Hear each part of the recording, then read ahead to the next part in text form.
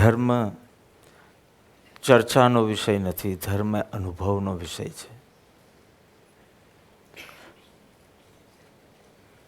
આત્માનો એક ખાસ પરિણામ એ ધર્મ છે. શરીરની પ્રવૃત્તિઓ કરીએ છીએ, વાણીની પ્રવૃત્તિઓ કરીએ છીએ, થોડી થોડી વિચારની પ્રવૃત્તિ પણ કરીએ છીએ, સ્વાધ્યાય ભક્તિના અવલંબને, અને એને ધર્મ માની લઈએ છીએ. પરંતુ ધર્મ તો આત્માનો એક ખાસ પ્રકારનું પરિણમન છે, પરિણામ છે. એ પરિણમનના અભ્યાસ માટે કેટલું થાય છે એ ખરેખર વિચારવું ઘટે. મન વચન કાયાની પ્રવૃત્તિ કરીને સંતુષ્ટ થઈ જાય, પણ આત્માના પરિણમન બાબત આત્મનિરીક્ષણ થતું નથી. અભ્યાસ બહુ જરૂરી છે, પ્રયોગાત્મક અભ્યાસ બહુ જરૂરી છે ધાર્મિક બનવા માટે. જૂનો અભ્યાસ છે, અનાદિનો સંસ્કાર છે, જૂની ટેવ છે, અને તેથી તે પ્રમાણે વર્તવું બહુ સહેલું છે. કઈ રીતે વર્તવું સહેલું છે એ જાણીને નક્કી કરો તમારા સંસ્કારો કેવા છે. વિષય કશાય માટે બહુ મહેનત કરવી પડે છે કે જ્ઞાયક ભાવમાં રહેવા માટે બહુ મહેનત કરવી પડે છે. એ પ્રકારનું તમારું અતીત પાસ્ટ હતું. કોઈને ક્રોધની તકલીફ, કોઈને વાસનાની તકલીફ, કોઈને અહંકારની તકલીફ, કોઈને ઈર્ષ્યાની તકલીફ. કઈ ચીજ બહુ સહેલી રીતે થાય છે એ તમારો જૂનો અભ્યાસ છે, એ તમારા જૂના સંસ્કારો છે, એ તમારી જૂની ટેવ છે. કેવી છે એ નક્કી કરીને એને જ પુષ્ટ કરવી કે નવી ટેવ પાડવી, નવો અભ્યાસ પાડો, એ પ્રથમ તો નક્કી કરી લો. બહુ મહત્ત્વનું છે. સ્કૂલમાં બી આપણે શીખ્યા છે, પાણી, વોટર, લીસ્ટ રેઝિસ્ટન્સનો માર્ગ પકડે છે, સ્કૂલમાં શીખ્યા છે. સત્સંગમાં શીખ્યા છે કે મનનું પણ એવું જ છે, લીસ્ટ રેઝિસ્ટન્સનો માર્ગ એ પકડે છે, જેને કહેવાય ન્યૂનતમ સંઘર્ષ. ઓછામાં ઓછો સંઘર્ષ કરવો પડે અને સહેલાઈથી થાય એવો જ માર્ગ પાણી પણ પકડે છે અને મન પણ પકડે છે. આ સંસ્કાર ચેકિંગની વાત આવી એટલે આ વિષય લીધો કે સંસ્કાર ચેક કરીને મારે આદત બદલવાની જરૂર છે કે એ આદતને વધુ પુષ્ટ કરવાની જરૂર છે, એ નક્કી કરવું પડશે. કઈ ચીજ બહુ સહેલાઈથી થાય છે એના આધારે તમે તમારું પાસ્ટ નક્કી કરી શકો, but that does not tell anything about your future or present. એટલે આટલા બધા દુઃખી બી નહીં થતા, બહુ દુઃખી પણ નહીં થતા. ગમે તેવો કચરો મળે તો be it is only speaking about your past. અતીત સાથે બંધાયેલા હોવા છતાં ભવિષ્ય પ્રત્યે આપને મુક્ત છે. કેવું ભવિષ્ય જોઈએ છે એ વર્તમાનમાં નક્કી કરવાનું છે. એટલે વર્તમાનમાં ગમે તેટલો ઉપદ્રવ હોય એ સંસ્કારનો, it only speaks about your past. It is not speaking about your future, અને present is up to you to decide. તો પાણી અને મન picks up the path of least resistance. એટલે શું?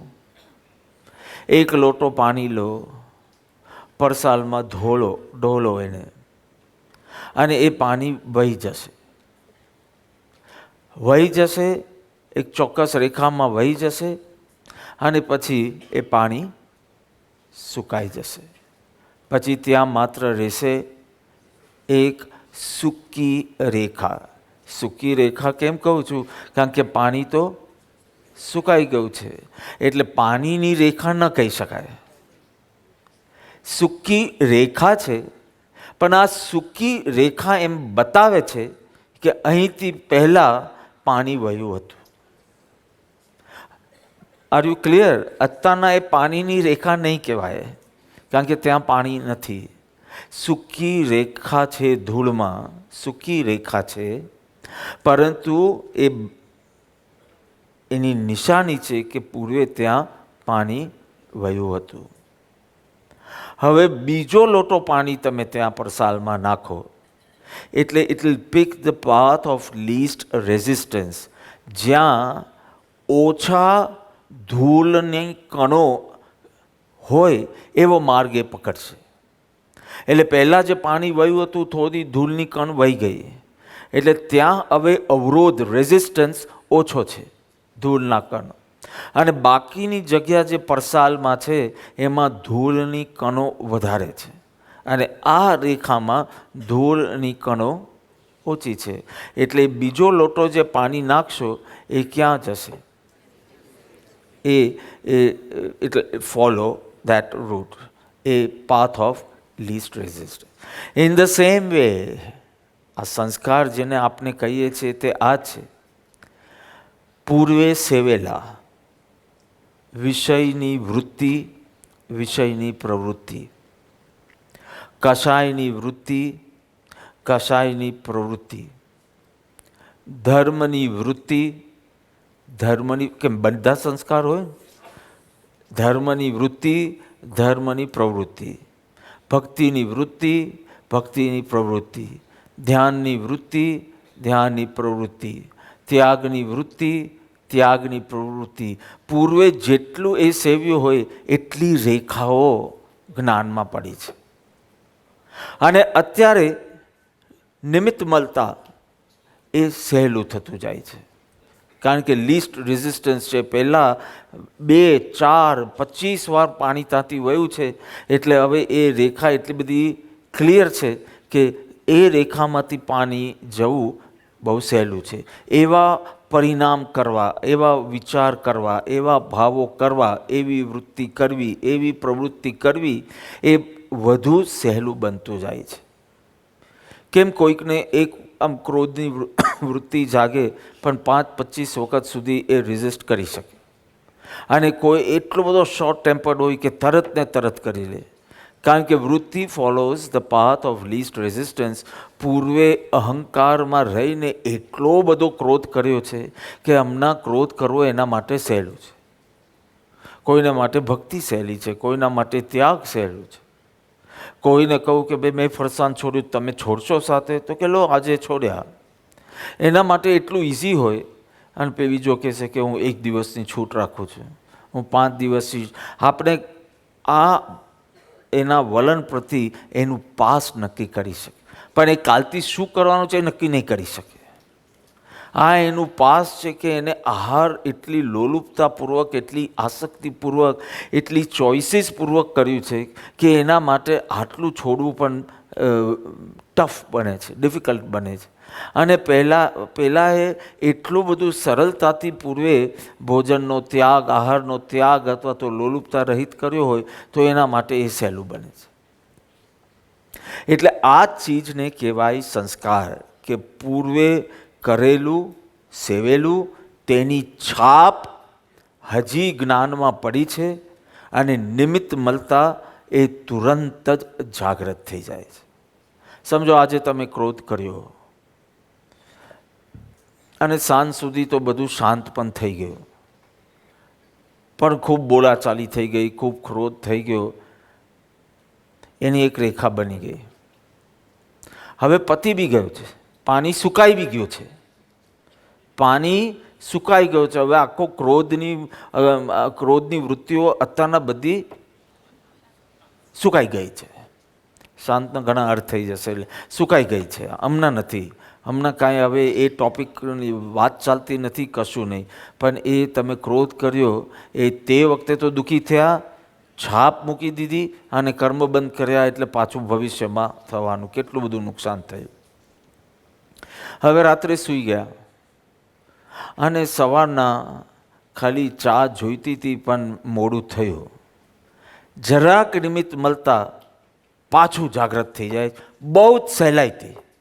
You didn't want to shout, અને આ જરાક કોઈ પાછી ઘટના બની કે પ્રસંગ બન્યો, કોઈ નિમિત્ત મળ્યું કે તરત જ એ ક્રોધ પાછો આવી જાય. અને તમને ખ્યાલ આવે છે કે ગઈકાલે તો હજી વિચારો કરવા પડ્યા હતા ક્રોધ પહેલાં, આજે તો વિચાર નથી કર્યા અથવા તો ઉલટા વિચાર કર્યા છે કે મારે ક્રોધ, આને ક્રોધ થઈ જાય છે. વારંવાર જે સેવ્યું હશે એ સહેલું થતું જશે, કારણ કે સંસ્કાર જ એવા પ્રકારના છે.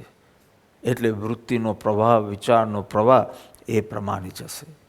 હવે સંસ્કાર તમારા કેવા છે? પહેલાં તો સંસ્કારની બાબતમાં એ સમજી લો કે પાણી picks up the path of least resistance. તો આ નિયમ છે, આ નિયમ છે કે અવસર છે? નિયમ નથી કે પાણીએ આ સૂકી રેખા તરફ જ જવાનું છે. ઇફ નથિંગ ઇઝ ડન, બીજી કોઈ ચેષ્ટા કરવામાં ન આવે તો પાણી will pick up the path of least resistance. કાંઈ કરવામાં ન આવે તો પણ તમે ત્યાં હાથ મૂકી દો, કોઈ અવરોધ મૂકી દો, પાણી આમ જઈ રહ્યું છે, તમે અહીંયા આ ઘડિયાળ મૂકી દો, તો શું કરશે પાણી? પાણી નવો માર્ગ બનાવી દેશે. એટલે આ પાણી આ બાબતમાં સ્વતંત્ર છે, નિયમ નથી. પાથ ઓફ લીસ્ટ રેઝિસ્ટન્સ પકડવું એક અવસર છે. કોઈ ચેષ્ટા કરવામાં ન આવી હોય, કોઈ મહેનત કરવામાં ન આવી હોય તો આમ જ થશે. પણ તમે જેવો અવરોધ મૂકો કે તરત જ એ બીજો માર્ગ, એ નવો માર્ગ પકડી લેશે. એ જ પ્રમાણે જીવ પણ સ્વતંત્ર છે. એના પૂર્વ સંસ્કાર જેવા પણ હોય એ પ્રમાણે જ કરવું એવી ફરજ નથી. એ પ્રમાણે કરવું એવું આમંત્રણ છે, એ પુલ છે ઇન્સ્ટિંક્ટ્સનું. એટલે આમંત્રણ અવશ્ય છે પણ ફરજ નથી. એ પ્રમાણે જ પાછું કરશે એવી નિયતિ નથી, નહીં તો જીવનો કદી મોક્ષ ન થાય. કારણ કે સંસ્કાર પ્રમાણે જ નવા સંસ્કાર બનાવવાના, એ સંસ્કાર પ્રમાણે જ સંસ્કાર, એ પ્રમાણે જ વર્તન અને વર્તન પ્રમાણે સંસ્કાર. તો આ સર્ક્યુલર રૂટ થઈ ગયો. તો આ પરિભ્રમણમાંથી એટલે બધું ખોલે એમ કીધું ને સદગુરુ ગુરુદેવ, બધું ખોલે તને. ડીપ કોન્શિયસ માઇન્ડ, તારા માસ્કમાંથી તને કોન્શિયસ માઇન્ડ તરફથી પરિણામ, એમાંથી સબકોન્શિયસ, એમાંથી અનકોન્શિયસ માઇન્ડમાં રહેલી બધી એકદમ ઊંડા લેયર્સમાં રહેલી તારી માન્યતા, ત્યાં સુધી તારું આ તને આત્મનિરીક્ષણ કરાવીને તને જ મજબૂર કરે છે એનાથી મુક્ત થવા માટે. આજ્ઞા નથી આપતો કે મુક્ત થા, તને ખાલી બંધનનો અહેસાસ એવી રીતે કરાવે છે કે તું બોલે કે મારે મુક્ત થવું જ છે, મને મુક્ત થવામાં મદદ કરો. So it's a journey with us. એટલે તમે ગઈકાલે કીધું કેવા સ્તન માટે ઉન્નત શિખર ને આ બધું આપના વાસનાના જગતમાં પ્રવેશ કરી અને વાસનામાંથી બહાર કાઢે છે. Whole journey. અંત શું આવવાનો છે એ બી ખબર, અંત શું આવવાનું છે તે પણ ખબર, અને છતાં આખી જર્ની આપણી સાથે. ખાલી આજ્ઞા આપે એમની, આદેશ આપે ને ઇન્સ્પાયર કરે. તો જીવ પણ સ્વતંત્ર છે, એને ફરજ નથી સંસ્કાર પ્રમાણે વૃત્તિ પ્રવૃત્તિ સેવાની, પરંતુ આમંત્રણ અવશ્ય છે. એટલે દેટ પુલ ઇઝ ધેર. અને છતાં એની નિયતિ ન હોવાથી જો એ સંસ્કારોને વશ ન થવાનો પુરુષાર્થ કરે તો એ સંભવિત છે, અસંભવ નથી. કઠિન ભલે હોય પણ અભ્યાસથી એ થઈ શકે. એટલે તો 143ના પત્રમાં કીધું કે આટલા કાળ સુધી જે કર્યું તે બધાથી નિવૃત્ત થાવ, તે કરતા હવે અટકો. 143. ખબર નથી કઈ ધરતી ઉપર 143ની શિબિર લેવાશે, પણ અવશ્ય લેવા જેવી. આટલા કાળ સુધી જે કર્યું તે બધાથી નિવૃત્ત થાવ, તે કરતાં હવે અટકો. એની અંદર નિર્વેદ સાથે સંવેગ ભરેલો છે. શબ્દોમાં નિર્વેદ ભાષે, પણ એ નિર્વેદ એ જૂના સંસ્કાર પ્રત્યે અને સંવેગ એ નવા સંસ્કાર પ્રત્યે. જૂના સંસ્કારો પ્રત્યે નિર્વેદ, હવે બસ, હવે થોભ. અને નવા સંસ્કારો, હું અભ્યાસ કરીશ તો અવશ્ય નવા સંસ્કાર પડશે. તમે પહેલા દિવસે ધ્યાન અભ્યાસ કર્યો અને તમે હમણાં કરો છો, એમાં થોડી સરળતા થઈ કે નહીં? પહેલાં જે ધ્રાસકા પડતા હતા કે હવે પોણો કલાક આંખ બંધ કરીને બેસવાનું, 3 દિવસ મૌન લઈને બેસવાનું, એ જે ભય રહેતો એ ધીમે ધીમે ભય ગયો. એની જગ્યાએ ઉલ્લાસ આવ્યો. એ ઉલ્લાસ વધતો ગયો અને હવે શાંતતાનો પણ અનુભવ કરો છો. શાંતતા, એ ઉલ્લાસમાં બી કેટલા બધી ઈચ્છાઓ અને વિકલ્પો હતા કે આ વખતે તો ઊંડી સાધના કરવી છે. એ બધી પછી એક શાંતતા આવે, અંદર બહાર બધે જ શાંતતા. તો સરળ થતું ગયું કે નહીં? પણ તમે અભ્યાસ છોડી દીધો હોય અથવા તો યથાર્થ અભ્યાસ ન કર્યો હોય તો હજી એટલું જ રેઝિસ્ટન્સ તમને લાગશે. અને મન તો લીસ્ટ રેઝિસ્ટન્સના માર્ગે જશે એટલે તરત જ એ ભટકવા લાગશે. ધીમે ધીમે જો યથાર્થ અભ્યાસ કર્યો હોત તો આવું ન થાત. યુએસએમાં, હવે મારે આજથી થોડું તાજું કરવાનું છે, તમારાથી છૂટું તો ત્યાં પહોંચી શકું. તો યુએસએમાં મનોચિકિત્સકો એક થેરપીનો ઉપયોગ કરે છે અને એ થેરપીના ઉપયોગમાં એ લોકો ઘણા મહદઅંશે સફળ પણ રહ્યા છે. અને એ થેરપીનું નામ છે રિયલ થેરપી. થેરપીનું નામ છે રિયલ થેરપી.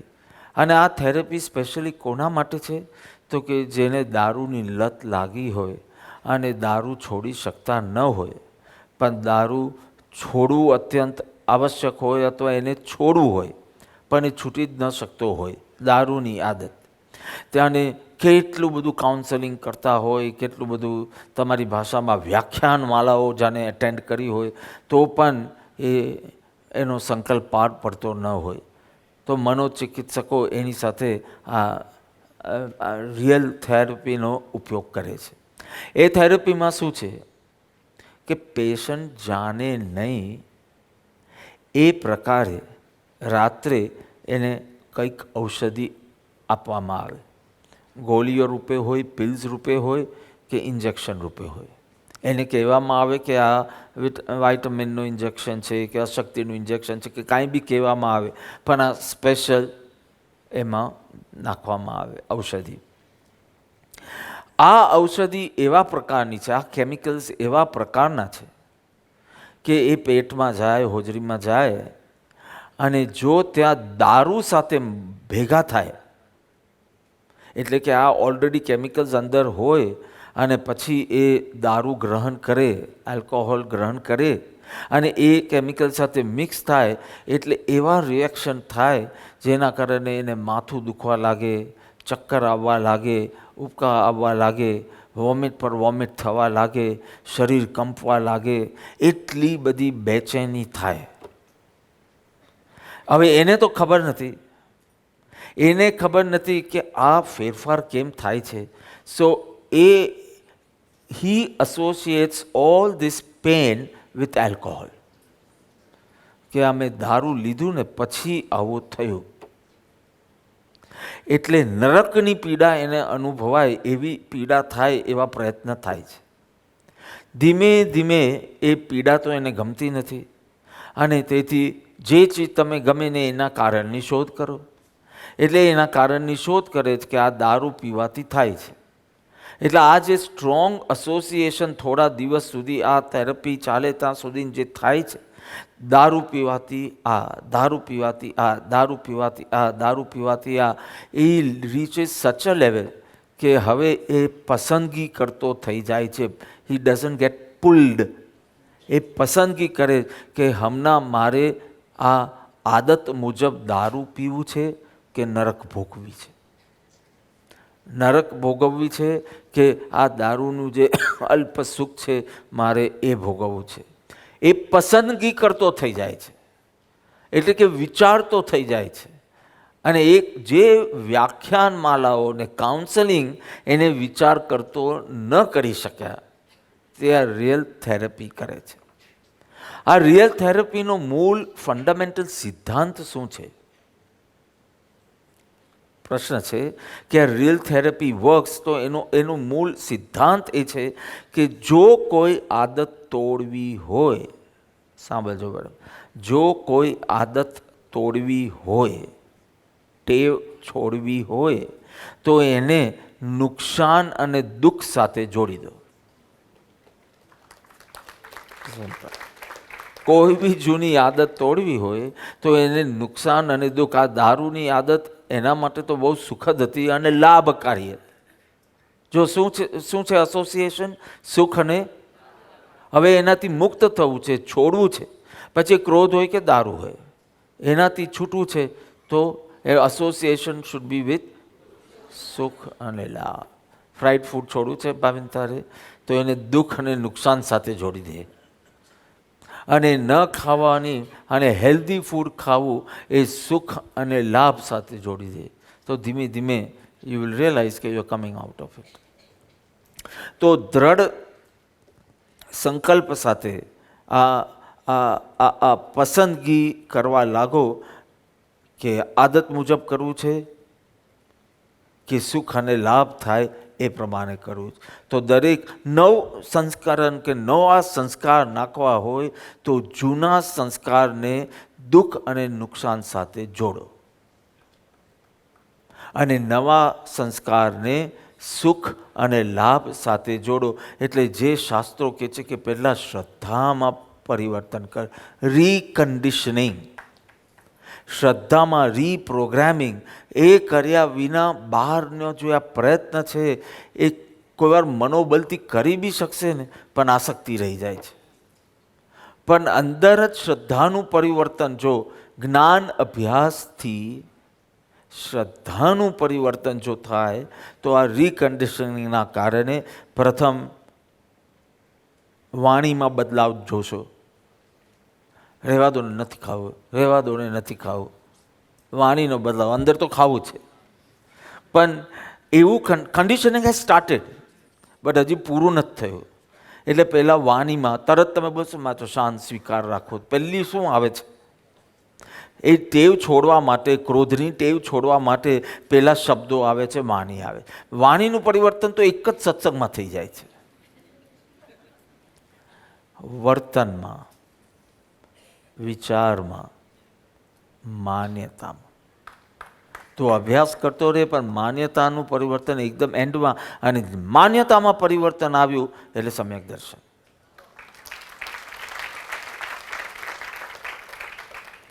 સમ્યક દ્રષ્ટિ જીવના બાહ્ય પ્રવૃત્તિમાં તમે કોઈ ફેર નહીં જોઈ શકો. એટલે સમ્યક દર્શનનો મહિમા વધારે આજકાલ સંપ્રદાયમાં ગવાતો નથી, કારણ કે બહારમાં તો કોઈ ફેર નથી. જે ખાતો તો તે જ ખાય છે, જે પહેરતો તો તે જ પહેરે છે, જે કરતો તો તે જ કરે છે. ચારિત્રમાં, અને એ બી બાહ્ય અભ્યંતર હોય કે બાહ્ય ચારિત્ર હોય, તરત ફેર દેખાય. મુંડન કરેલું છે, સફેદ કપડાં છે, નગ્નપણું છે વગેરે. સમ્યક દર્શનમાં તો કોઈ ફેર દેખાતો નથી. અને એ તારી મોક્ષ યાત્રાનું મૂળ છે, તારા મોક્ષનું શિલાન્યાસ છે. એના આધાર પર જ જ્ઞાન સમ્યક, ચારિત્ર સમ્યક, તપ સમ્યક, તારું જીવન સમ્યક, તારું મરણ સમ્યક, બધું જ સમ્યક થવાનું છે એક સમ્યક દર્શનના કારણે. પણ બહારનો ફેર નથી, શ્રદ્ધાનો ફેર છે. હવે જ્ઞાનીને દેખાય શ્રદ્ધામાં ફેર થઈ ગયો, તો હવે બાય બાય કરી લો, ફેરવેલ લઈ લો. કારણ કે હવે તો સડસડાટ થઈ જવાનું તમારે. હવે તો એ જ ખેંચ્યા કરશે, અમારે ધક્કો ક્યાં મારવો પડશે, અંદર જા, અંદર જા. હવે અંદરથી જ પુલ થયા કરશે. એટલે તું સમ્યક દર્શન પામે ને જ્ઞાની કે ચલો હવે નેક્સ્ટ કેસ લઈએ, હવે આ કેસ પૂરો. આમ જુઓ તો હજી 10 ગુણ સ્થાનક, ચોથે 10 ગુણ સ્થાનક. પરંતુ જ્ઞાની કહે છે કેસ ઓવર, હવે મહેનત નથી, હવે ઓટોમેટિક થયા કરશે. વિલોકીએ વિલોકીએ વિલોકીએ અને કામ થઈ જાય. હવે આજ્ઞાઓની જરૂર નથી. હવે ખાલી દ્રષ્ટા રહીને એનું બાકીનું કામ પૂરું કરી લેશે. હવે નિયમો આપવાની જરૂર નથી, હવે ડિસિપ્લિન આપવાની જરૂર નથી, હવે રિચ્યુઅલ આપવાની જરૂર નથી, હવે વારંવાર ચોયના પડી ચોયનાની જરૂર નથી. હવે બાકીનો માર્ગ એ ખાલી ચારિત્ર મોહ વિલોકીય અને કાર્ય થઈ જશે. મોહ સ્વયંભૂ રમણ સમુદ્ર તરી જશે. એક સમ્યક દર્શનના પ્રતાપે દર્શન મોહ વ્યતીત થઈ ઉપજ્યો બોધ, તેના પ્રતાપે સ્વયંભૂ રમણ સમુદ્ર તરી જશે. એટલી તાકાત આવી જાય છે. અરે અનંતકાળના પરિભ્રમણને ખાલી 15 ભવ સુધી સીમિત કરી નાખે. ઉત્કૃષ્ટમાં ઉત્કૃષ્ટ 15 ભવ. અને આ 15 ભવની સીમા પણ સ્વાનુભૂતિ વિનાના સમ્યક દર્શન. સ્વાનુભૂતિ ન પણ હોય, વ્યવહાર સંકેતના આધારે પણ, જીવાજીવની પ્રત્યક્ષ અનુભૂતિ ન પણ હોય પણ ન હોય તો પણ એક સત્પુરુષની શ્રદ્ધાના આધારે ધાકડે તે અંગીકૃત કરે, એને સંમત કરે. આવા સ્વીકાર ભાવની અંદર અનંતકાળનું પરિભ્રમણ ઓછું કરતા ઉત્કૃષ્ટમાં ઉત્કૃષ્ટ અર્ધ પૂતગલ પરાવર્તન. વમે તો ન વમે તો છૂટો જલ્દી. એટલે જો ઈચ્છો પરમાર્થ તો કરો સત્ય પુરુષાર્થ. આજે સત્ય પુરુષાર્થ આપણે એ અર્થમાં સમજ્યા, નવી ટેવ પાડવાની જરૂર છે એ નક્કી કરો. એટલે જૂની ટેવથી અટકો અને નવી ટેવની અંદર આગળ વધો. ઈચ્છિત દિશામાં હવે તમારા મનને, વચનને, કાયાને, વૃત્તિને, વલણને તમે વાલો. એટલું જ કરવાનું છે. તો વારંવાર હજી બનશે, પૂર્વ સંસ્કાર જાગૃત થશે, કર્મના કારણે પરિસ્થિતિઓ ઉપસ્થિત થશે અને પૂર્વ સંસ્કારો એમાં જાગૃત થશે. હવે બહુ સિમ્પલ છે, તમારે બોધની સ્મૃતિ ત્યારે લાવવાની. અને બોધની સ્મૃતિ ત્યારે લાવવાની. નવરા પડોને તમે જે રિવાઇઝ કરો એ તો સારી વાત છે, પણ એ પ્રસંગે તમારે બોધની સ્મૃતિ થવી જોઈએ. અને ઈચ્છિત દિશામાં હવે નવી આદત જે તમે નક્કી કરી છે, ઈચ્છિત દિશામાં એને વાળો. ક્રોધ તરફ વલે છે, બોધની સ્મૃતિ થાય છે, આ બાજુ વાળી દો. આટલો જ કાર્યક્રમ છે. તો જો ઈચ્છો પરમાર્થ તો કરો સત્ય પુરુષાર્થ. ભવ સ્થિતિ, કર્મ વગેરેનું બહાનું લઈ છેદો નહીં આત્માર્થ. કર્મના સિદ્ધાંત એ તો ધર્મનો અંગ છે. એનો ઉપયોગ કરવાથી આપણે શું થાય? એ કર્મના સિદ્ધાંતનો ઉપયોગ કરવાથી, એપ્લાય કરવાથી આપણે શું થાય? ધર્મની પ્રાપ્તિ થાય, અધર્મની પણ થાય. રોંગલી એપ્લાય કરો તો કાંઈ પણ બને. ક્રોધ આવ્યો, મારા કર્મો જ એવા છે. અત્યારના મારા ઉદયો જ એવા છે કે મને વાસના જાગે, લાલચ જાગે, મને આ જાગે. અત્યારના મારો ઉદય છે, કર્મનો ઉદય છે, પૂર્વ કર્મનું ફળ છે. આમ જ બનવાનું લખાયેલું હશે. આ બધું ભવ સ્થિતિ આદિમાં બધું આવી જાય. આવું જ કેવલીના જ્ઞાનમાં હશે કે છે, કોન્ફિડન્ટલી બોલશે છે.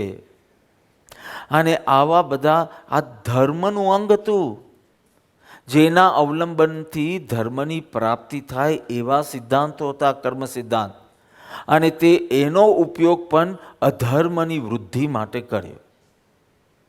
હવે પેલા સામાન્ય તર્ક નહીં, હવે શાસ્ત્રીય તર્ક વાપરું છું. શાસ્ત્ર વચન. અને એનાથી જલ્દી સંતુષ્ટ બી થઈ જાય છે, એવું ભગવાને કહ્યું છે.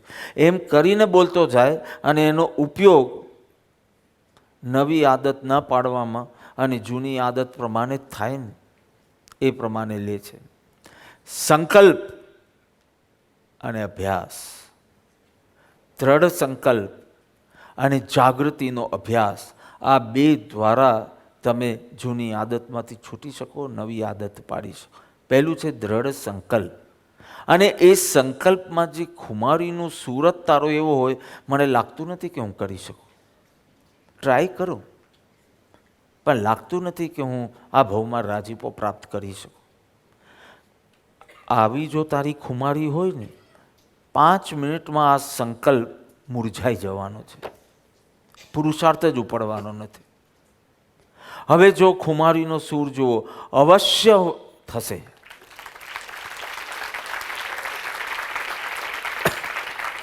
આ જો તારો સૂર હોય, તારો સારો સંકલ્પ દિવસે દિવસે દ્રઢ થતો જશે અને પુરુષાર્થ દિવસે દિવસે વધતો જશે.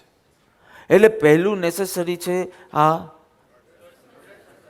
કારણ કે લો કોન્ફિડન્સ ને ઓવર કોન્ફિડન્સ બંને મારી નાખે છે. લો સેલ્ફ એસ્ટીમ ખલાસ કરી દે છે, કારણ કે દરેક સંકલ્પમાં પંક્ચર કરી દે છે. મહેનત તો કરીશ પણ લાગતું નથી. મહેનત નહીં કરું તો પણ ચોક્કસ લાગે છે કે મારું થવાનું છે.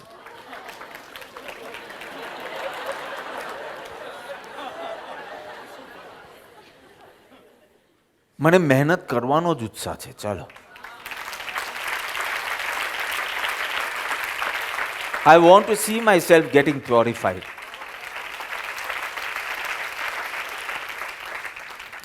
તો એક તો આ છે સંકલ્પ અને બીજું છે જાગૃતિનો અભ્યાસ. તમારે ટેવ અનુસાર સંસ્કાર પ્રમાણે વર્તન થઈ ગયા, વલણ અને વર્તન થઈ ગયા પછી બોધની સ્મૃતિ થાય છે. એટલે જાગૃતિનો અભ્યાસ નથી, તમને પશ્ચાતાપનો અભ્યાસ છે, પ્રાયશ્ચિતનો અભ્યાસ છે. તમારે જાગૃતિનો અભ્યાસ કરવાનો હતો. એટલે કે સંસ્કાર જાગૃત થાય ત્યારે બોધની સ્મૃતિ. પહેલાં સત્સંગમાં આ વાત સમજાવેલી, કેમ મને આવા વિચાર આવે છે, કેમ એમ કરીને એવા તત્વ ચિંતનમાં ઉતરી જાય, પેલું ક્રોધનું પાત્ર થાકીને ત્યાંથી ખસી જાય કે ક્રોધ કરવો હોય તો કરો જલ્દી, પણ તમે આટલું તત્વ ચિંતન કરતા હોય તો હું મારું કામ પતાવ્યા.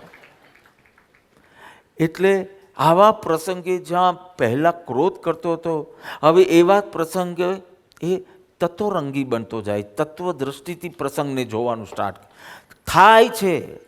આઈ am not negative about it, તમારાથી પણ થાય છે, પણ પ્રસંગ પછી થાય છે, ઇન્ટ્રોસ્પેક્શન રૂપે થાય છે. અને મેં હોમવર્ક આપ્યું હતું અવેરનેસનું. આ તો અવેરનેસ ચૂકાય તો ઇન્ટ્રોસ્પેક્શન કરી લેજો, અને ઇન્ટ્રોસ્પેક્શનમાં કંઈ પકડાય તો પશ્ચાતાપ બી કરી લેજો, અને પશ્ચાતાપથી બી તમને એમ લાગે કે હજી શુદ્ધિ નથી થઈ રહી તો પ્રાયશ્ચિત પણ લેજો. પણ આ બધું સેકન્ડ, થર્ડ, ફોર્થ ઓપ્શન છે, એને ફર્સ્ટ નહીં બનાવી દેતા. ફર્સ્ટ ઓપ્શન ઇઝ અવેરનેસ, સંકલ્પ અને જાગૃતિ.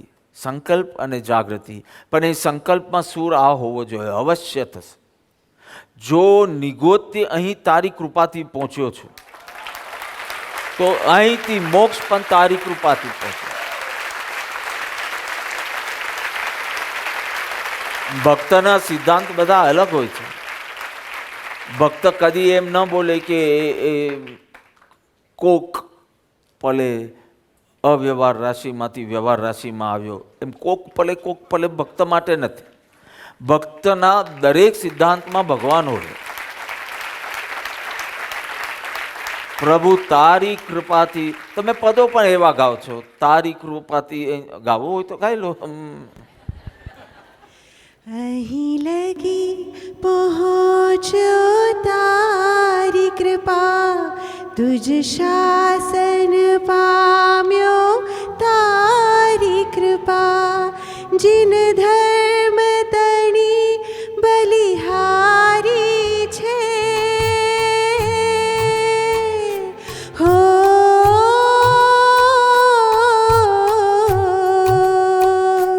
તારી કૃપાની બલિહારી છે. આમાં પુણ્ય ક્યાં આવ્યું? પુણ્યોદય જીન શાસન પામ્યો એ ક્યાં આવ્યું? એક કેવલી સિદ્ધ થાય તો એક જીવ નિગોદમાંથી નીકળે. બરાબર છે આ સિદ્ધાંત, પણ તું જ કેમ નીકળ્યો?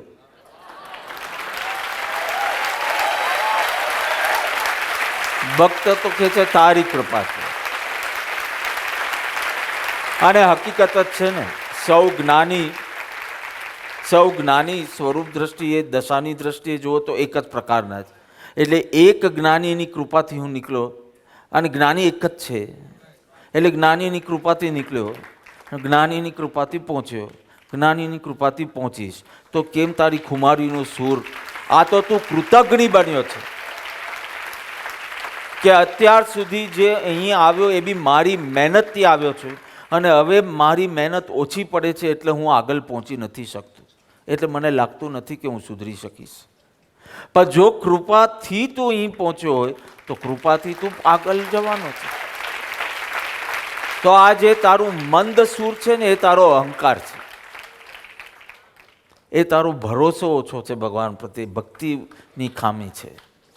આ તારો ચારિત્રનો દોષ નથી, તારા શ્રદ્ધાનો દોષ છે, શ્રદ્ધાનો દોષ.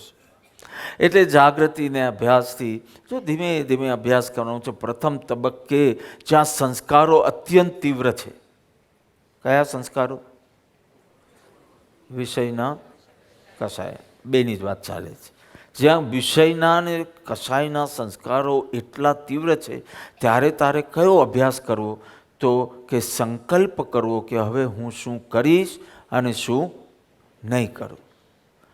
Do and don'ts. જ્યાં સંસ્કાર તીવ્ર છે ત્યાં પ્રથમ તબક્કે ડૂઝ એન્ડ ડોન્ટ્સની અંદર જ તારો અભ્યાસ રહેશે. હું હવે મિષ્ટાન નથી ખાતો, હવે ફરસાણ બી નથી ખાતો, આ ડોન્ટમાં આવ્યું. હવે હું દરરોજ આ કરીશ. ડુ. તું પ્રથમ તબક્કે હોય, તારા સંસ્કારો એટલા તીવ્ર હોય ત્યારે તું સાક્ષી ભાવનો અભ્યાસ કરશે. સાક્ષી ભાવનો અભ્યાસ બી કરતો જશે અને મજા બી કરતો જશે. જ્યાં તારા સંસ્કારો તીવ્ર હોય ત્યાં જ્ઞાનીઓ કહે છે જાગૃતિપૂર્વક સંકલ્પ કરીને ડૂઝ એન્ડ ડોન્ટ્સ એવા રાખજે કે સંસ્કારો જાગે તો પણ તારું વલણ મર્યાદા તોડવાનું નહીં રહે.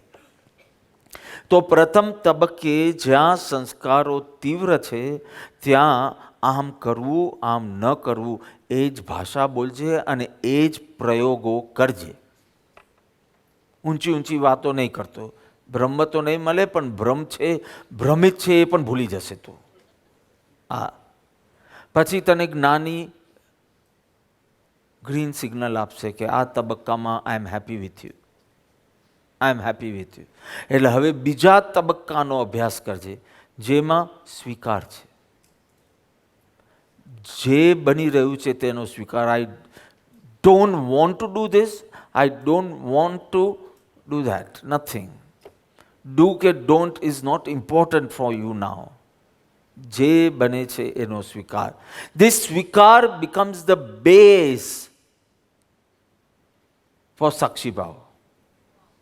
સ્વીકાર ભાવ વિના તમે ધ્યાનમાં બેસો તો એ કંઈ થવાનું નહીં. સ્વીકાર ભાવ, glad acceptance, શાંત સ્વીકાર becomes the base on which this સાક્ષી ભાવ will grow. સ્વીકાર ભાવથી તારા કષાયો મંદ પડવા લાગશે. I'll explain how. સ્વીકાર ભાવથી તારા કષાયો મંદ પડશે, એમાં આત્મલક્ષ્ય જોડાશે, એટલે સ્વીકાર ભાવ will turn into સાક્ષી ભાવ or જ્ઞાયક ભાવ. તું જ્ઞાતા દ્રષ્ટા રહેવા માંડશે. સમજ્યા? સ્વીકાર ભાવથી કષાયો મંદ પડવા લાગશે અને આત્મલક્ષ્ય જોડાતા જ્ઞાયક ભાવની વૃદ્ધિ થશે. કર્તૃત્વ ભોક્તૃત્વના વિકલ્પો શાંત શાંત શાંત થશે, આત્મભાવમાં રહેવા માંડશે. સેકન્ડ તબક્કામાં, ફર્સ્ટ તબક્કામાં પરિવર્તન કરતા જ રહેવાનું, બહાર ને અંદર. હવે મારે એકાંતમાં જવાનું છે, હવે મારો મૌનનો સમય થયો છે. You have to go on making positive changes. પહેલા તબક્કામાં if you have not passed through this and directly jumping there, you are going to come back. Snakes and ladder. ધબ ચડો ને પછી પાછો એક સર્પ તમને પાછો 6-7 પર મૂકી દે. કારણ કે જે પ્રક્રિયામાંથી પસાર થવાનો એ જ. અને સ્વચ્છંદ તમને જમ્પ કરાવશે, ગુરુ આજ્ઞા તમને કમિક અભ્યાસ કરાવશે, સ્વચ્છંદ પાછું જમ્પ કરાવશે. અને એ સ્વચ્છંદ જ્યારે મહામોહના ઉદય સાથે હોય ત્યારે ખબર બી નહીં પડે કે આ સ્વચ્છંદ છે. મારી આત્માની ઉન્નત ભાવ દશા છે, મહામોહ છે. સ્વચ્છંદ ખબર પડે તો સ્વચ્છંદ ટકે. કોઈ પણ ચોર લાઇટ કરતાની સાથે ચોર ભાગી જાય છે. ખબર પડે ત્યાં તો પતી ગયું. અને એમાં મદદરૂપ છે સત્સંગ અને આત્મનિરીક્ષણ. એક સાંભળો, જ્ઞાની શું શબ્દ બોલે છે, કઈ રાહ પકડાવે છે, એ શાંતિથી સાંભળો. પછી રિવિઝન વખતે એને પોતા સાથે જોડીને સમજો. હમણાં બરાબર સાંભળો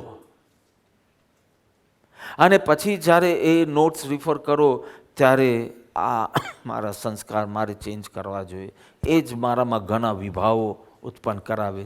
પછી જોડીને સમજો, હમણાં સાંભળો, સમ્યક શ્રવણ કરો અને પછી જોડીને સમજો. અને આ સત્સંગ ને આત્મનિરીક્ષણ બે ચીજ સાથે થશે.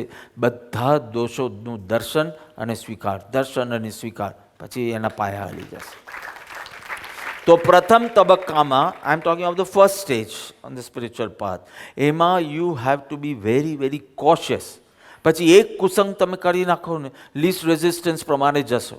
જરાક રોંગ કંપની અને તમે જરા ચૂક્યા કે નહીં, મારે સત્સંગનો આગ્રહ ને કુસંગ ન કરવાનો આગ્રહ, પણ હવે એક દિવસમાં મને કયો કુસંગ લાગી જવાનો છે. તો તમે બહાર જતા ત્યારે હંમેશા કોક ને થમ્સઅપ પીતા હતા, પણ તમે પહેલાં સાથે ગયો તો કે હવે આટલું લેવામાં કાંઈ વાંધો નથી. અને તમને બી લાગે આટલા લેવામાં કંઈ થોડી વાંધો આવે. I know my limits. I hope so. I know my limits. તને ખબર નથી તારી લિમિટને બધું તો સરસ છે, પણ તને તારા પૂર્વ સંસ્કારોની લિમિટ ખબર નથી, ઇન્સ્ટિંક્ટ્સની. So today you will stay in your limits and stop. So you will feel I have not done too, બહુ ખોટું મેં નથી કર્યું. પણ હવે ઇન્સ્ટિંક્ટ્સ કહે છે આમ સર્પની જેમ જોઈએ છે, પાછું જોઈએ છે. એટલે ભવમાં તે જે આ આલ્કોહોલના ઇન્સ્ટિંક્ટ્સ છે એ બધા ગ્રુપ બનીને આવે છે. બધા સોલ્જર્સ પોતાના ઘરે ચાલ્યા ગયા, પછી વોર થાય ત્યારે બધાને ભેગા કરે ને, એવી રીતે બધા ભવમાં આવી વૃત્તિ ને પ્રવૃત્તિ છે, એવી રીતે બધા ભેગા થઈ જાય સંસ્કાર. અને પછી કે હવે આજે બર્થડે છે, આજે એનું મન રાખવા માટે. એમ કરતાં તું રિયલ થેરપીમાં જવું પડે એવી સ્થિતિનો થઈ જશે. So check your friends. If you ત્યાં જો ભૂલ કરી દીધી ને તો સમજી લો કે આખી યુવાની કુયૌવન તરફ જવાની છે. કેટલાક પાછા ફ્રેન્ડ્સ રાખે જ નહીં, કે ફ્રેન્ડ્સ તો કોઈ વાર રેઝિસ્ટ બી કરે. આપણે આપણા સંસ્કાર પ્રમાણે મુક્ત રહીએ એટલે એકલા જ રહેવાનું. જ્યારે દારૂ પીવા જવું હોય દારૂ પીવા જવાનું, જ્યારે પરસ્ત્રી ગમન કરવું હોય પરસ્ત્રી ગમન કરવાનું, જ્યારે વેશ્યાગમ. એટલે તને જો એવો પ્રોબ્લેમ હોય તો તારે સંગમાં જ રહેવાનું, કારણ કે તું એકલો રહે છે એટલે તારા સંસ્કારથી બધા ભોગવી લે છે. એ તારે સતત ઓક્યુપાઈડ રહેવાનું, સતત કોઈની સાથે રહેવાનું. તારે મૂવી જોવા જવાનું હોય તો બી 5 જણને લઈને જવાના. એના ટિકિટના બી પૈસા ખર્ચશે તો વાંધો નહીં, આડો અવલો નહીં થાય. તું તને ચાહે છે કે નથી ચાહતો, તો મારે કેમ આટલું સમજાવવું પડે? યુ ડિસાઇડ કે તારે સંગમાં રહેવું, અસંગ રહેવું, કુસંગમાં રહેવું, સત્સંગમાં રહેવું, શું કરવું, you decide. But don't say I know my limits, because you don't. તું તારી વર્તમાન મનની લિમિટ સમજે છે, because you didn't have that exposure before. પણ તને તારા પૂર્વ ભવોના સંસ્કારોની લિમિટ ક્યાં ખબર છે? એટલે તું જ્ઞાનીને આખો ફર્સ્ટ તબક્કામાં you have to be very very cautious about the dos and don'ts, what you should be doing, what you should not be doing at all. એમાં જેવી તમારી કશાય વિષયની મદદતા થાય, સંસ્કારોનું જોર હવે એટલું તીવ્ર નથી રહ્યું. તો આમ 2 ક્વેશ્ચન પૂછે તો સંસ્કાર શાંત થઈ જાય, એવો થવા લાગ્યો તો તું હવે સેકન્ડ સ્ટેજનો અભ્યાસ કર. અને એ છે શાંત સ્વીકાર, પરિવર્તનની ચેષ્ટા નહીં. જે બની રહ્યું છે એનો ગ્લેડ એક્સેપ્ટન્સ. પરિવર્તન, ચેન્જની ચેષ્ટા ન કરવી કઈ બી. મારે અમેરિકા જવું કે ન જવું, તો એ ફર્સ્ટ તબક્કાનો આખો ઇસ્યુ છે. સેકન્ડ તબક્કા કહે છે કે જેમ નક્કી કરશે ને તેમ મને કાંઈ વાંધો નથી. I don't want to change for better or good or worse, nothing, no changes. Change જ એક અસંતોષમાંથી જન્મેલી વૃત્તિ છે. અસંતોષમાંથી અસ્વીકાર જન્મે છે, અને અસ્વીકાર એ ક્રોધનું સ્વરૂપ લાવે છે. કારણ કે અસ્વીકાર, જો બરાબર સમજો, અસંતોષમાંથી અસ્વીકાર, અસ્વીકારમાંથી 2 ચીજ, ફરિયાદ, ફેરફાર. કોઈ મને પૂછતા જ નહીં કે મને ક્રોધ કેમ આવે છે, કારણ કે તું અસંતુષ્ટ છે. એટલે પોતાથી અસંતુષ્ટ છે કે બીજાથી અસંતુષ્ટ છે? અસંતોષમાંથી અસ્વીકાર, અસ્વીકારમાંથી બે ચીજ, ફરિયાદ, ફેરફાર. ફરિયાદ જાગે એટલે અસ્વીકારનો ભાવ જાગે કે આઈ નીડ અ ચેન્જ, ફરિયાદ, કમ્પ્લેન. અને ફેરફાર એટલે કે હવે તારે બીજાના લાઈફમાં, ઘટનામાં હસ્તક્ષેપ કરી, ઇન્ટરફિયર કરીને you want to make a change. ફેરફાર. વસ્તુ હોય તો વસ્તુમાં, વ્યક્તિ હોય તો વ્યક્તિમાં, ભોજન હોય તો ભોજનમાં, પણ you want to make changes there. હસ્તક્ષેપ કરવું છે એના ક્રમમાં, એની પ્રકૃતિમાં, એની ટેવોમાં, એના સ્વભાવ. સો અસંતોષમાંથી અસ્વીકાર અને હસ્તક્ષેપ. અસ્વીકાર એ ક્રોધનું સ્વરૂપ જ્ઞાનીએ બતાવ્યું છે, અને હસ્તક્ષેપ એ માનનું સ્વરૂપ છે. બરાબર સમજો. ફરિયાદ જે જાગે છે ને એ માઇલ્ડ ક્રોધ જ છે. જ્યારથી તને કમ્પ્લેન્સ શરૂ થાય, આમ નહીં થવું જોઈતું હતું, આમ થવું જોઈતું, એક માઇલ્ડ ક્રોધનું સ્વરૂપ છે. હજી તો કંઈ ખરાબ શબ્દો બોલ્યો નથી, પણ ક્રોધ શરૂ થઈ ગયો છે. અને આને પાઠ શીખવવો જ પડશે, આને સમજાવવું જ પડશે. આ માન સ્ટાર્ટ થઈ ગયું છે. અસ્વીકાર ક્રોધનું સ્વરૂપ છે, હસ્તક્ષેપ, ઇન્ટરફિયરન્સ એ માનનું સ્વરૂપ છે. આ બરાબર સમજો. આ ક્રોધ માન જાગે, અને આ ક્રોધ માન જાગ્યા છે એ પેલાને બતાવવાનું નહીં. કયું? માયા. અને મારું ઈચ્છિત થવું જ જોઈએ. જો આ ચારે કસાય બલવાન થઈ ગયા. આ અસંતોષમાં રહે છે ને તો ચારેય કસાય આવે છે. અને જે સંતોષમાં રહે છે એને અસ્વીકારને બદલે સ્વીકાર આવે છે, એને હસ્તક્ષેપને બદલે દ્રષ્ટાભાવ આવે છે, એને કોઈ માસ્ક પહેરવા પડતા નથી, એને આમ થાય એવું કંઈ છે જ નહીં, કારણ કે ઓલરેડી એ પ્રસન્ન છે. કંઈક થાય પછી પ્રસન્ન નથી. Not after some event or achievement, is happy now only. એ ચારેય કશાયોને મંદ પાડવા માટે આ શાંત સ્વીકારની સાધના, જે બીજા તબક્કામાં એન્ટર થાય છે. અને ત્રીજા તબક્કામાં તો પૂરો જ્ઞાયક ભાવ છે. પહેલામાં ડુ ડોન્ટ્સ આવશે, and you have to B cautious about it. જરાક બી લેથાજી નહીં ચાલે, નો લેઝીનેસ. પછી સેકન્ડમાં નાવ શાંત સ્વીકાર, એક્સેપ્ટન્સ. એટલે ક્રોધ અને માન તો મંદ પડે, મોકાના બેની હાઈએસ્ટ છે, ક્રોધ અને માન. કારણ કે ફરિયાદ, ફેરફાર. તમે જો ક્યારેક ફરિયાદ કરીને અટકી જશો, તમે એને કમ્યુનિકેટ બી નહીં કરો કે I don't like this about you, કારણ કે કોઈ વાર માન હમણાં શાંત છે એટલે ફેરફાર નથી કરવો, પણ કમ્પ્લેન્સ છે એટલે ક્રોધ બહુ છે. તમે બરાબર હવે આ બે શબ્દને બે કસાઈ તરીકે જ સમજી લો. ફરિયાદ, ફેરફાર, ફેરફાર, ફરિયાદ. તમે હમણાં કોઈ ફેરફાર બી નહીં, ફરિયાદ બી નહીં કરતા કે પોણા 11 થઈ ગયા સાહેબ, કારણ કે વૃદ્ધ અવસ્થા બહુ ઓછા સમયની છે. મને બી બહુ ઓછો સમય લાગશે, કારણ કે એટલી ફાસ્ટ મૃત્યુને બોલાવી દેશે. બહુ ઓછા સમયની છે, હું ઓછા સમયમાં પૂરું કરી દઈશ. મારે બી પ્લેન પકડવાનું છે, ડોન્ટ વરી, કાલે સાંજના. ફરિયાદ, ફેરફાર. જો તમને આ માનનો એટલો બધો, આપણે માનની આદત છે. માન પુષ્ટ થવું જોઈએ અને બરાબર આપની છાપ એના ઉપર હોવી જોઈએ. મધર્સ, ક્યારે બી તમારા છોકરાઓએ એમ પૂછ્યું છે કે મમ્મી હું થોડો ટાઈમ સુધી બહાર રમવા જાઉં, નીચે બહાર તો નહીં બોલાય, એ તો બંગલાઓવાળા માટે, બિલ્ડિંગવાળા માટે, નીચે રમવા જાઉં? એ વર્ષો પહેલાંનું બને એનો એ બહાર રમવા જાઓ ને, બહાર રમવા જાય તો બારીની બહાર પડી જશે.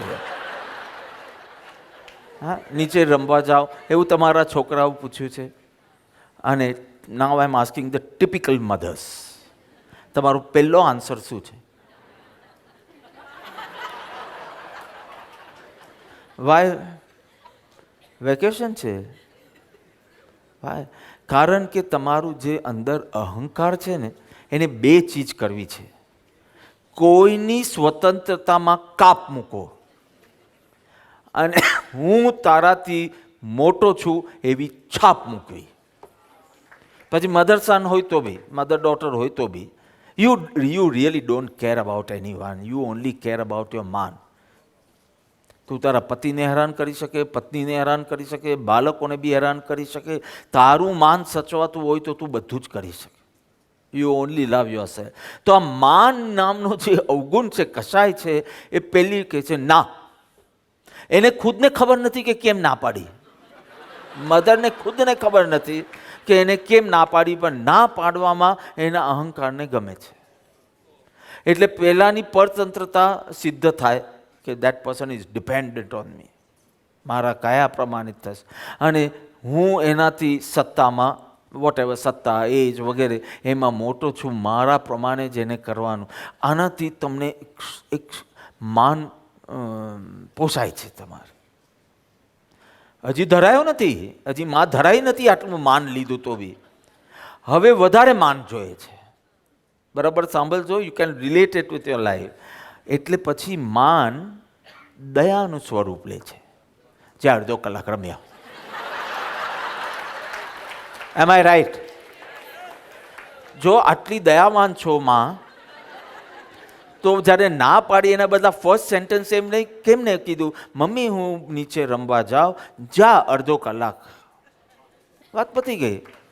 આખી આ જર્ની કરવાની તો આપણું માન બી સચવાય અને પેલાને આપણા માટે પ્રેમ બી રહે.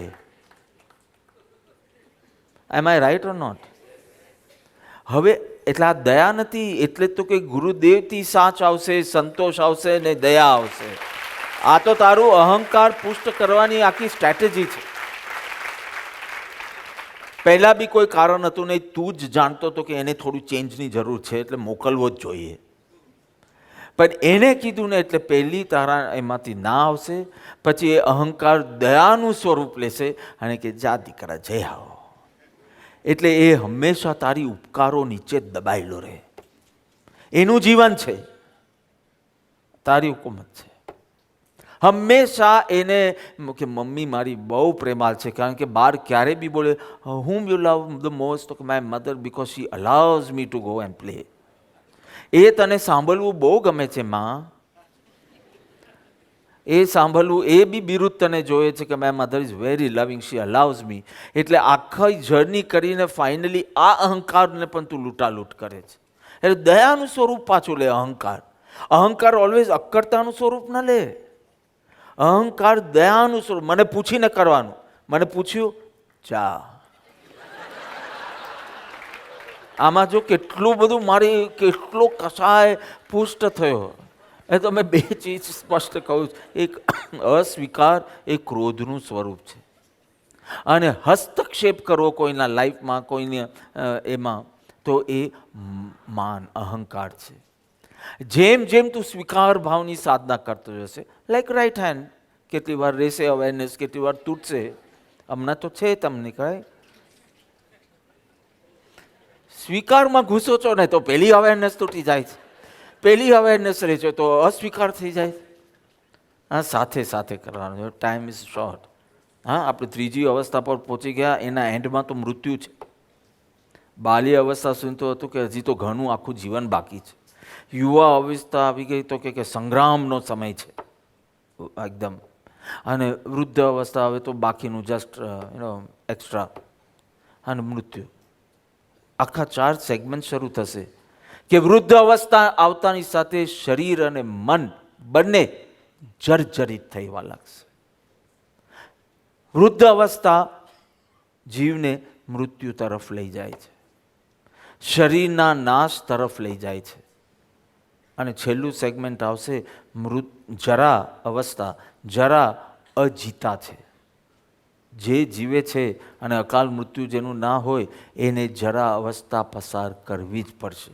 તને આજનું ગમે કે ન ગમે, તમને એવું લાગશે કે હું પ્રેમાર્પિતોને જોઈને બોલું છું, કરેક્ટ, એ લોકોને જોઈને બોલીશ, પણ કહી રહ્યો છું સર્વાર્પિતોને કે આવું થાય એની પહેલાં કરી લેજો, ફિનિશ યોર વર્ક.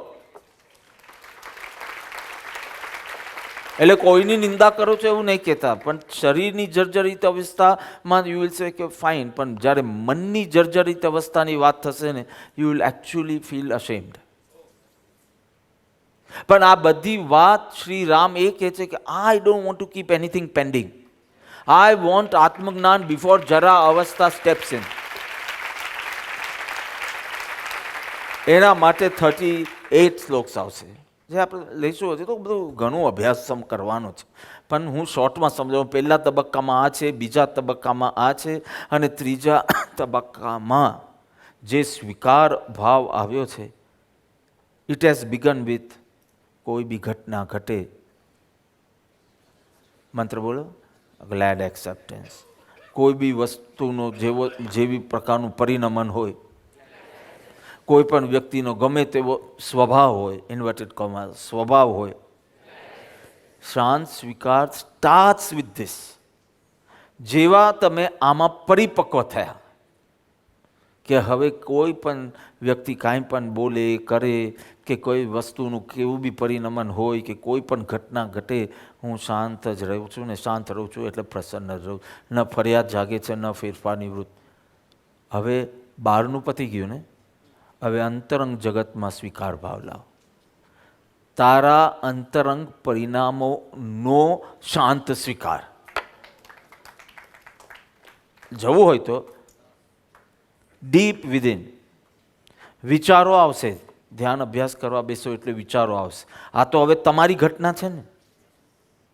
હવે વિચારોનો પણ સ્વીકાર કર. કોઈ પણ વિચારથી પહેલાં પ્રભાવિત થાય ને તો તું આ વિચારથી હું ખુશ છું, આ વિચારથી હું નારાજ છું. પ્રભાવિત ન થા. કેમ? એના વિચારોથી તું અપ્રભાવિત થઈ ગયો ને, કે હવે અપૂર્વ જે બી વિચારે જે બી કર મારે શાંત સ્વીકાર કરવો છે. તો અપૂર્વ પ્રત્યે દયા અને પોતા માટે કઠોરતા, એનો તું સ્વીકાર કરે છે તો પછી આનો સ્વીકાર કેમ નહીં? હવે બાહ્ય જગત પત્યું, હવે અંતરંગ જગતમાં અભ્યાસ ચાલુ રહેશે. જે કાંઈ પણ માત્ર દર્શન, કોઈ પણ પરિણામ પરિવર્તનની ભાષાવાળું ના હોવું જોઈએ. કોઈ બી તારું પરિણામ, આ બહુ ખરાબ વિચાર આવી રહ્યા છે, આઈ મસ્ટ સ્ટોપ ઇટ. આ વિચાર માટે પરિવર્તન ભાષામાં તે પરિણમન કર્યું દર્શન. પણ હવે મારી તાકાત છે, મને જે વિચારો આવે છે, I can stop it now. I can stop, I have the capacity right now. Because એટલા તીવ્ર નથી. હું તરત તમને 5-6 વાર સજાતું સ્વરૂપ બોલીશ તો એકવાર અટકાવી શકે. પરિવર્તનની ભાષામાં તારું પરિણમન ના હોવું જોઈએ, ધ્યાન હોય. અને પછી એ જ ધ્યાન પ્રવૃત્તિમાં ચાલુ રાખો. આ તો એક વિસ્તાર માંગે છે. હું ગમે ત્યારે આગળ ભવિષ્યમાં કરીશ કે કેમ ન કરવું. When you want to become good, તો કેમ પરિવર્તન ન કરવું, and when we have the capacity to change, તો કેમ ન કરવું. આ ત્રીજા તબક્કાનું તને નથી સમજાતું ને, એટલે તું ત્રીજા તબક્કા માટે તૈયાર નથી, બીજામાં જ રહે. અને તને એ બી નથી સમજાતું ને કે પેલો આટલું ખોટું કરે તો એને કેમ અટકાવવાનો નહીં, તો એક કામ કર, તું ફર્સ્ટમાં જ રહે કે મારે ક્રોધ કરવાનો નહીં, બસ this I have to do and this I don't have to do. આ છે ને ભૂમિકા અનુસાર જ તમને યસ લાગવાનું છે, નોટ બાય માય લેક્ચર્સ. તમારી જેવી ભૂમિકા બદલાવે, તમે આમાં જોઈને આટલું બધું શું ટેન્શન રાખવાનું, આમ કરવાનું ના કરવાનું. Just accept and nothing else. એ જ ન્યાય છે, બીજું બધું અન્યાય છે.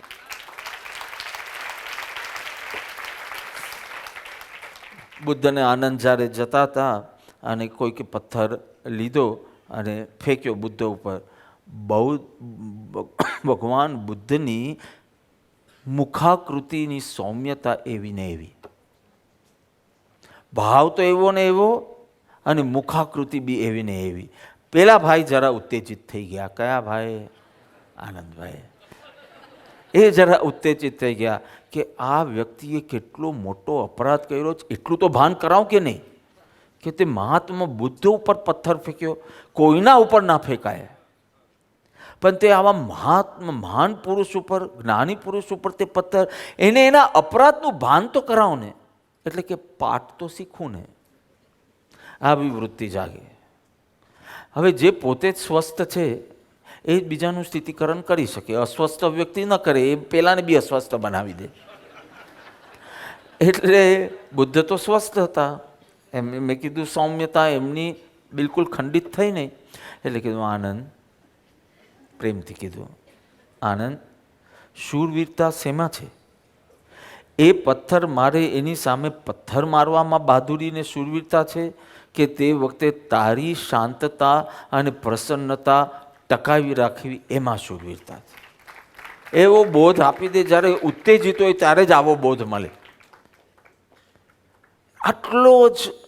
આટલો પ્રશ્ન, લેક્ચર નહીં. બુદ્ધની પદ્ધતિ બી હતી, લેક્ચર આપતા હતા એવું નહીં, પણ લેક્ચર કરતાં પ્રશ્ન પૂછીને તારી પાસેથી લેક્ચર કઢાવે. કારણ કે જ્યારે તારે આન્સર આપવાનું હોય ત્યારે એકદમ ફિલોસોફિકલ જ તું બોલવાનું. એટલે કે શૂરવીરતા શેમાં આનંદ? તારી શાંતિ અને પ્રસન્નતા હમણાં ટકાવી એમાં બહાદુરી છે. આમ બતાવું છું પણ આખું અંતરંગ છે. એમાં બહાદુરી છે કે એક પથ્થર લઈને એના ઉપર ફેંકવો અને એને એક ફેંક્યો તો તારે બે ફેંકવું, શેમાં છે? પથ્થર એટલે તમે સમજ્યા ને, સ્ટોન નહીં, વર્ડ્સ, થોટ્સ રિગાર્ડિંગ રિએક્શન. આ બધું જ પથ્થર કહેવાય. તો કે હું તો બોલીએ નથી, ખાલી રડી હું બોલીએ નથી, આ બી રિએક્શન કહેવાય, આ બી પથ્થર જ કહેવાય. વિચાર રૂપ પથ્થર, વાણી રૂપ પથ્થર ને પથ્થર રૂપ પથ્થર, ત્રણે પથ્થર જ છે. પણ યુ કેન સ્ટાર્ટ, તમારી જેવી ભૂમિકા હોય, you can at least start from external reaction, then internal reaction. Go slowly but go, enjoy going, go slow, no problem. તમને હું આખો કોર્સ પૂરો કરાવવાનો જ છું, ફર્સ્ટ તબક્કો, સેકન્ડ તબક્કો. ઇફ યુ ગો સ્લો તો બી પૂરું કરવાનું છે, ઇફ યુ ગો ફાસ્ટ તો બી પૂરું કરવાનું. એટલે તમારો આ આખું સિલેબસ તો પૂરો થવાનો જ. તમારી બાલ અવસ્થા, યુવાન અવસ્થા અને વૃદ્ધ અવસ્થા જેમ પૂરી થવાની એ. Go slow but enjoy going. તો પહેલો પ્રશ્ન તો આ પૂછ્યો કે શૂરવીરતા શેમાં છે? પછી કે આનંદ, ક્રોધ એને કર્યો એટલે પથ્થર એને ફેંક્યો ને ક્રોધ તું કરે છે, તો એને તો પીડા હતી એટલે પથ્થર ફેંક્યો, અને પથ્થર ફેંક્યો એટલે એને અપરાધ કર્યો. તો અપરાધની સજા કોને મળવી જોઈએ? તો તું કેમ લે છે? તું આટલો વ્યાકુલ થાય છે એટલે સજા જ ભોગવે છે ને, દંડ. ભૂલ એને કરી, દંડ તું કેમ ભોગવે? ત્રણ જ ચીજ કહીને આનંદને શાંત કરી દીધો, શાંતિભાઈ બનાવી દીધા આનંદભાઈ. પહેલી વાત કરી કે શૂરવીરતા શેમાં છે. સેકન્ડ કીધું કે તું કેમ સજા ભોગવે છે? ભૂલ એને કરી તો હવે એને પશ્ચાતાપમાં જવા દે ને દુઃખી થવા દે. એ સજા જ છે ને. પશ્ચાતાપનું પણ એક દુઃખ છે, કાં તો ક્રોધના દુઃખમાં, કાં તો પશ્ચાતાપના દુઃખ. તું કેમ સજા લે છે બીજા? એટલે આનંદને બરાબર સમજાણું. અને ત્રીજું કીધું, એને પથ્થર ફેંક્યો, એને કહેવાય ક્રિયા. એની ક્રિયાના આધારે જો તું કોઈ ક્રિયા કરે તો એને કહેવાય પ્રતિક્રિયા, અને એના આધારે તું ન કરે તો એને કહેવાય ક્રિયા. હવે એને પથ્થર ફેંક્યો એટલે તું પથ્થર ફેંકે કે પાઠ શીખવાડે કે એને ટકોર કરે, તો આ તો પ્રતિક્રિયા થઈ. અને તે પ્રતિક્રિયા કરી એટલે તે એના આધારે કરી એટલે એ માલિક બની ગયો. અને એને જે કરવું હતું તે થયું એટલે એ સફળ થઈ ગયો. એને જીતાડવો છે કે પોતાને જીતવું છે?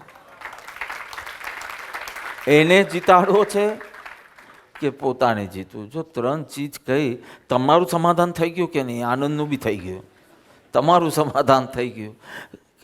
નંબર 1 શું કીધું? શૂરવીરતા શેમાં છે. નંબર 2 શું કીધું? સજા તું કેમ ભોગવે છે. અને ત્રીજું કીધું કે તું પ્રતિક્રિયા કરશે તો એ તારો માલિક બની જશે, બિકોઝ એના આધારે એને ઈચ્છેલું થઈ રહ્યું છે એટલે એ માલિક બની જશે.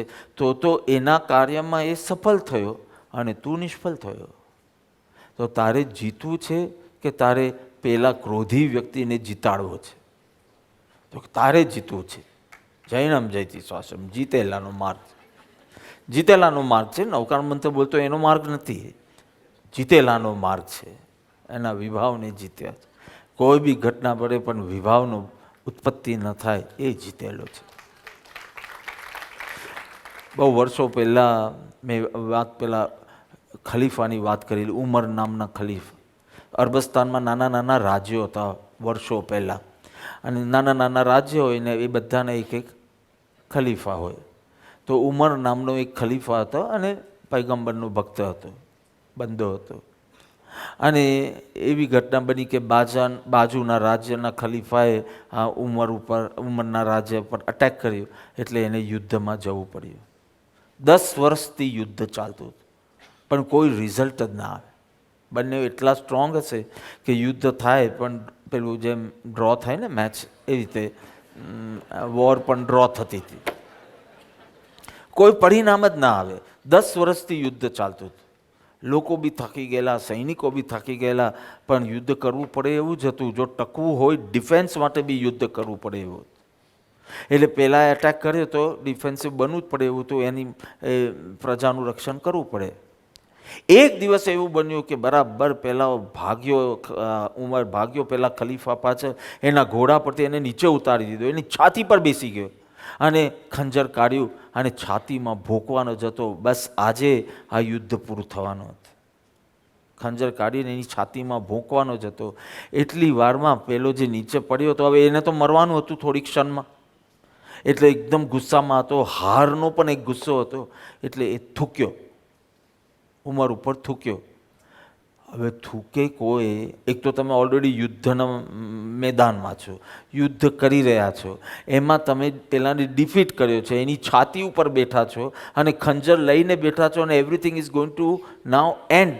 And means peace will begin, એમ એન્ડ. આવા ટેમ્પરમેન્ટમાં હોય અને એમાં પેલો થૂકે, શું થાય? વધારે ગુસ્સો આવ્યો. તો પેલાને પણ ગુસ્સો આવ્યો અને એને તરત ખંજર મૂકી દીધું પાછું એના. પહેલાં કીધું કેમ મૂકી દીધું? મને આવો ચાન્સ મળે તો હું છોડું નહીં મારા દુશ્મનને, અને મને છોડી દેશો તો તમે બહુ પસ્તાશો. તો કે ભલે, મારી પ્રતિજ્ઞા હતી શાંત અવસ્થામાં જ યુદ્ધ કરું, કારણ કે મારું યુદ્ધ એક સિદ્ધાંત માટે છે, એટલે શાંત અવસ્થામાં યુદ્ધ કરું. તું થૂક્યો ને ત્યારે મને ગુસ્સો આવ્યો. હવે આ યુદ્ધ સિદ્ધાંતનું ન રહ્યું, વ્યક્તિગત રસ પડવા લાગ્યો મને, માય ઇન્સલ્ટ. અને હું ક્રોધમાં છું, અને જો યુદ્ધ કરું તો મેં મારી પ્રતિજ્ઞાનો ભંગ કર્યો, અને મારે પ્રતિજ્ઞા પાળવી છે. હું કહું આપણા જેવા જ હતા ને, આ કેવા ફોકસ્ડ લાઈફ જીવે છે, કેટલી ઇન્ટેન્શનલ લાઈફ જીવે છે. એની ફરજમાં યુદ્ધ કરવાનું આવ્યું તો યુદ્ધ બી કર્યું ને, ફરજમાં યુદ્ધ આવ્યું તો યુદ્ધ બી કર્યું ને. પણ જે શાંત રહી શકે છે ને એની ફરજોમાં, એ અલિપ્ત પણ રહી શકે છે. જે શાંત રહી શકે છે તે અલિપ્ત રહી શકે છે. વ્યક્તિગત રસ આવી જવો જોઈએ નહીં. વ્યક્તિગત સિદ્ધાંતથી શરૂ થાય અને વ્યક્તિગત રસ પર આપણે અટકી જઈએ ત્યારે આપણું રૂપ અલગ થઈ જાય. સિદ્ધાંતનું હોય તમે શાંતપૂર્વક કરશો. આખી ભગવદ્ ગીતા એના આધારે છે. જો જાપાનમાં અમુક પ્રકારના સૈનિકો હોય છે, એને કહેવાય સમુરાય. સમુરાય, અને એની સ્પેશિયાલિટી શું છે કે જેટલી તલવારની તાલીમ આપે સૈનિક છે ને, જેટલી તલવારની તાલીમ આપે, સૈનિકની તાલીમ આપે, એટલી ધ્યાનની તાલીમ આપે, ઊંડા ભીતર જવાની તાલીમ આપે. અને યુદ્ધ પર જાય એની પહેલાં સ્વમાં જવું એ લોકોની પદ્ધતિ. સ્વમાં ઊંડા ધ્યાનમાં જાય પછી યુદ્ધ. એટલે પહેલાં તું સંન્યાસી બન, પછી સૈનિક. સંન્યાસી બનવું સહેલું છે, સૈનિક બનવું સહેલું છે. સંન્યાસી અને સૈનિક એકી સાથે રહેવું બહુ કઠિન છે. ભગવાન શ્રી કૃષ્ણએ આ કાર્ય કર્યું. પહેલાં સૈનિકને, પછી વોટ એવર એનો પ્રોબ્લેમ જે બી હતું ડેલ્યુઝનનું, એને પહેલાં ભગવદ્ ગીતાનું જ્ઞાન આપી એને સંન્યાસી બનાવ્યો. અને સંન્યાસી બન્યા પછી કે હવે તારી જેમ ફરજ હોય તેમ કર, તારી ફરજ તું સમજ અને જેમ તારી ફરજ હોય તે કર. યુદ્ધ કર એમ નથી કીધું, ફરજ અનુસાર કર. સૈનિક હતો એટલે સૈનિકની ફરજ શું હોય તો કે જે બી રક્ષણ માટે કે જે બી હોય યુદ્ધ કરવાનું. એટલે પહેલાં એને સંન્યાસી પછી એનામાં સૈનિક ઊભો કર્યો. પહેલાં સાધક ઊભો કર્યો, પછી સૈનિક ઊભો કર્યો. આવો મજાનો જો સારથી મળી જાય જે આ સંતુલન કરી આપે, ફરજો માટે બી તૈયાર કરે પણ સાધકપણું છૂટે નહીં એવી તે ફરજ કરવાનું શીખવાડે. આ મહાન સારથી મળી ગયા છે. આપને શું પ્રોબ્લેમ છે? વારંવાર વચનામૃતનો અભ્યાસ કર. ક્યાંક બહુ સૈનિક બની ગયો હોય તો તને સંન્યાસી બનાવશે, ક્યાંક બહુ સંન્યાસી બની ગયો હોય તો તને પાછો સૈનિક બનાવશે, ફરજનું જ્ઞાન આપશે. અને ફરજના નામે જો આગળ વધી ગયો વિભાવમાં તો તરત જ પાછો કે તું તારું સંભાળ. કોઈ આપણે છોકરાઓને સીધા કરવા નથી, તું પહેલાં સીધો થા. અને તું એમ કે મારે કાંઈ કરવું નથી, અહીંયા આવીને સ્કાય વિલામાં રહેવું ને મારી જાતને સીધા કરવા, તો કે પેલો સૈનિકનો રોલ. તું સંન્યાસી બને. સંન્યાસીને સૈનિક સાથે બનાવવાની કલા, એ ધર્મ અને એ કોઈ એવા ઉત્તમ સારથી હોય તારા જીવન રથના તો થાય. જગતમાં વિષયો તો રહેવાના, પણ એ વિષયોના સંગમાં તું વિક્ષિપ્ત ન થતો, તું વિક્ષિપ્ત ન થતો. તું તારા સ્વરૂપ ઉપર નિરંતર દ્રષ્ટિ રાખ્યા કર. અનંત અવ્યાબાદ સુખનો ભોગતા બનજે બસ. અને એના માટે તારે કર્તૃત્વ ભોક્તૃત્વની બહાર નીકળવું પડશે. તો આ રીતે જૂના સંસ્કાર, નવા સંસ્કાર, એનો અભ્યાસ કેમ જરૂરી છે, અભ્યાસ કેમ કરવો, અભ્યાસનો પહેલો તબક્કો, અભ્યાસનો બીજો તબક્કો, અભ્યાસનો ત્રીજો તબક્કો, અને એનું ફળ શું આવશે કે તું સૈનિક અને સંન્યાસી એક સાથે હશે. મૂડ પ્રમાણે હશે તો ક્યારેક સૈનિક હશે, ક્યારેક સાધક, ક્યારેક એકદમ આમ કરશે પાઠ શીખવાડી દઉં ને ક્યારેક જાઓ જે એનું હશે તે જે લેતો હશે ને મારું ક્યાં લે છે. તું ક્યારેક સૈનિક બની જાય છે, ક્યારેક સંન્યાસી બની જાય છે. I want both together. તો આ બનશે, જીવન મુક્ત બનશે.